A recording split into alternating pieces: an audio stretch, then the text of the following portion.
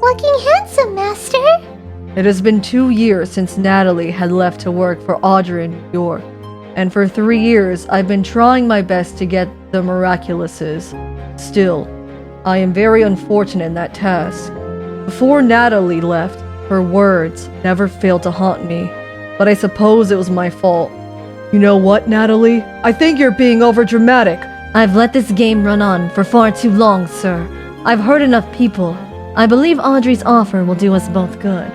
Don't you dare make it look like I forced you to be in this game, Natalie. No, sir. I let you make me one of your toys in this game. I really made myself believe that I owe you a part of my life. I gave up a lot for you and believed that this was right. I believed this was actually something I owed this family. And then you're mad at me for correcting you in your parenting approach? This is the last straw. I'm done being your toy. Stop! Didn't anyone ever teach you to respect your boss? Didn't anyone ever teach you not to break your toys? Besides, you aren't my boss anymore. She's coming back here to Paris with Audrey. And to celebrate that, the bourgeois are hosting a party, and I'm not sure if I'm ready to see her again. Slowly, these past few years, I've been making a name for myself in the fashion world, all thanks to Mrs. Audrey Bourgeois. But in all honesty, it wasn't her who convinced me to come to New York in the first place. Miss Natalie, I came to New York because of her. I've known her a few years back, and we got to know each other well. We met personally in the park, sat down and suddenly talked. She knew I liked Adrien, and not long before I realized she more than liked Mr. Agreste. We knew each other well. We knew each other too well. Marinette, I saw you, and I know you saw me. You should be punishing me. I know what I've done. Obviously, I really trusted you, and I found out that I've been fighting you, Mayura? Marinette, when I took on this task, I felt that it was necessary. I thought that this is what he needed to become a good person again. I thought that this man could be somehow fixed if I just helped him. I really believed it.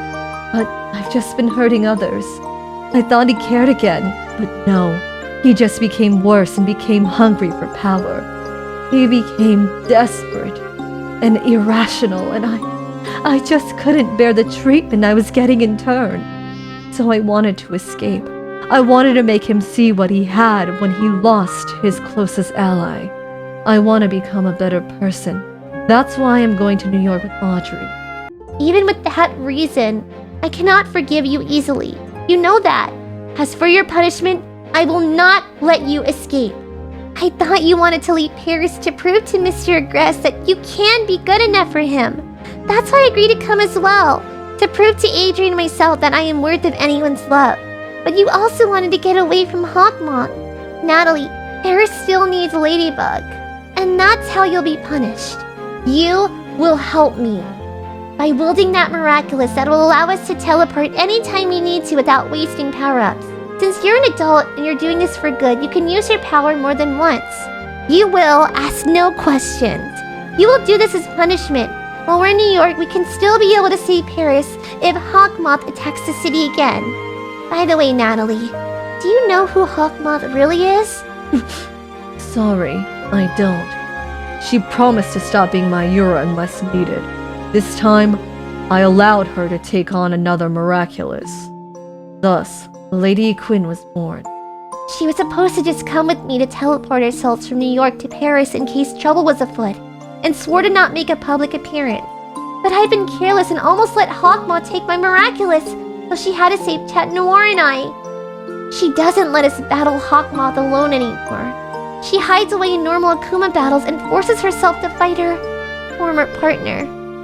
I know it's hard for all of us in this situation, but she believes that drastic times calls for drastic measures.